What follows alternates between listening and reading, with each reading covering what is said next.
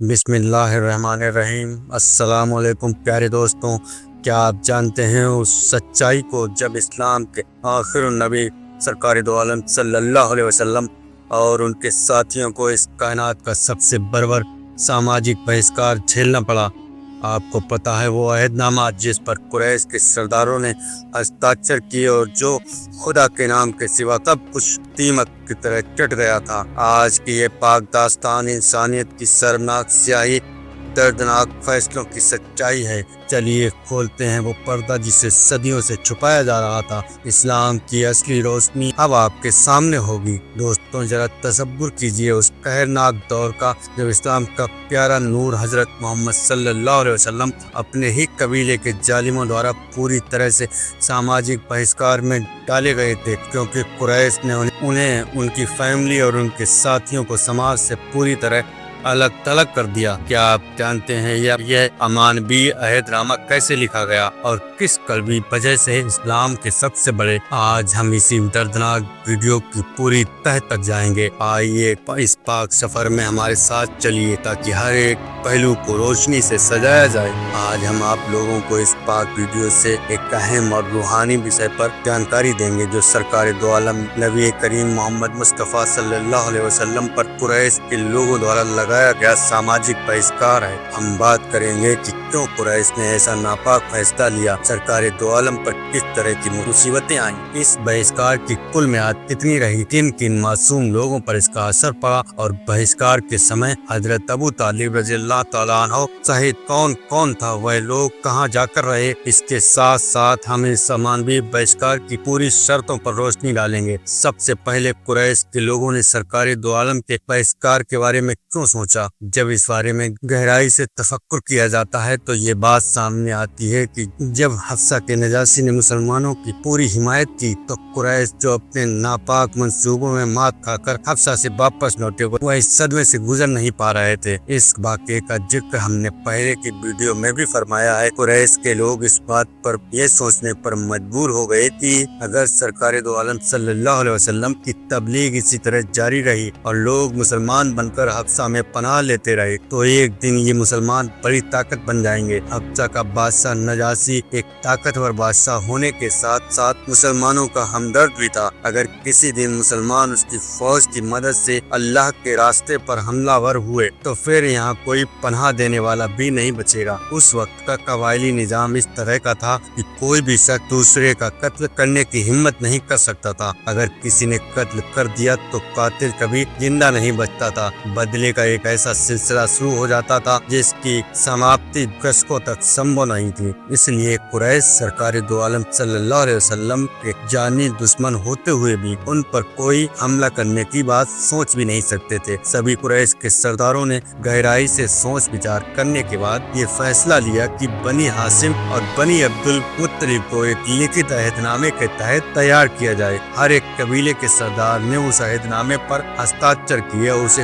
काबा में लटका दिया गया ताकि कोई भी शख्स उसके विरुद्ध जाने की हिम्मत न कर पाए। यह अहदनामा बग्स बिन आमिर बिन हाशिम ने लिखा था। दूसरी रिवायत के मुताबिक यह अहम दस्तावेज मंसूर बिन इकमा बिन आमिर बिन हाशिम बिन अब्द मनाफ ने लिखा था, जबकि किसी रिवायत में लिखने वाले का नाम नजर बिन हारिस बिन बताया जाता है। सरकार दो आलम मोहम्मद मुस्तफ़ा सल्लल्लाहु तआला अलैहि वसल्लम का कुरैश द्वारा यह बहिष्कार सन 616 ईस्वी में हुआ, जिसमें कुरैश ने 3 कड़वी शर्तें लिखी। पहली शर्त यह थी कि बनी हाशिम और बनी अब्दुल मुत्तलिब के लोगों से कोई भी रिश्ता नहीं रखा जाएगा, ना तो कोई अपनी बेटी उन्हें देगा और ना ही उनकी बेटी अपने घर लाएगा। दूसरी शर्त ये थी कि मक्का को कोई भी शख्स इन लोगों से किसी भी तरह का व्यापारिक रिश्ता नहीं रखेगा, ना उनका माल खरीदा जाएगा और ना ही उनका माल मक्का के बाजारों में बेचा जाएगा। तीसरी शर्त यह थी कि कोई भी शख्स इन लोगों से मिलना जुलना नहीं रखेगा, नरमी या हमदर्दी का बर्ताव तक नहीं करेगा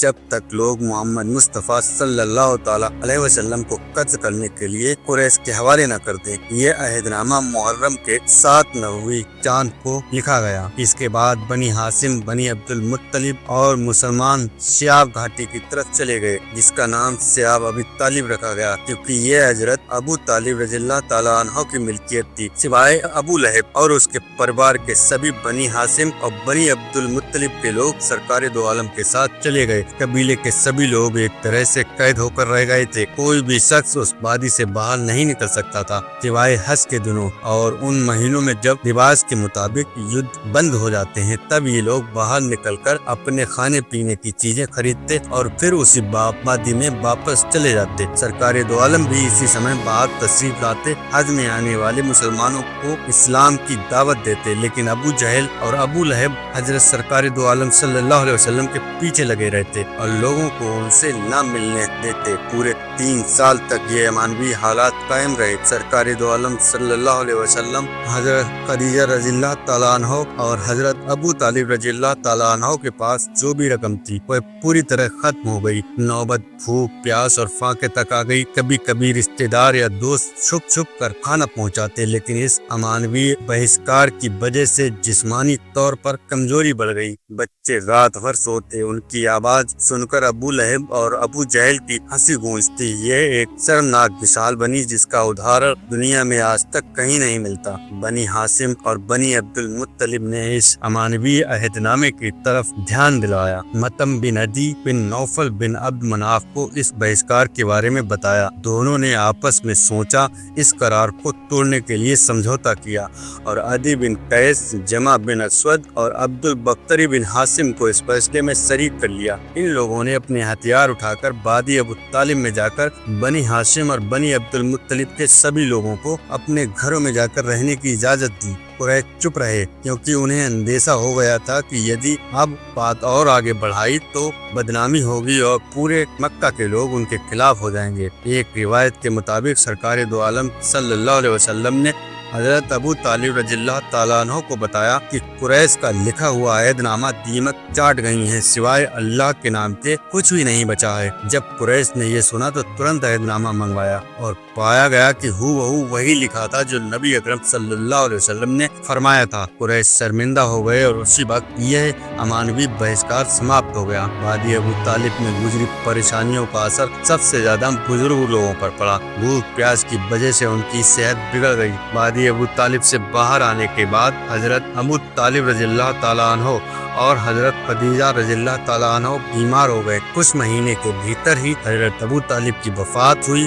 फिर कुछ दिन बाद हजरत खदीजा रज़ियल्लाहु तआला अन्हा भी इस दुनिया से फना हो गए। हालांकि इसके बारे में मुख्तलिफ रिवायतें मौजूद हैं जिनका जिक्र हम आगे भी करेंगे, मगर यह बिल्कुल तरह स्पष्ट है कि इन रिवायतों की रोशनी में साबित होता है कि इन महान शख्सियतों की वफात वादी अबू तालिब के बाहर आने के कुछ महीने के भीतर हो गई थी। तो दोस्तों, ये थी सरकार दो आलम सल्लल्लाहु अलैहि वसल्लम और मानने वाले लोगों का कुरैश के लोगों द्वारा बहिष्कार पर बनाई हुई वीडियो।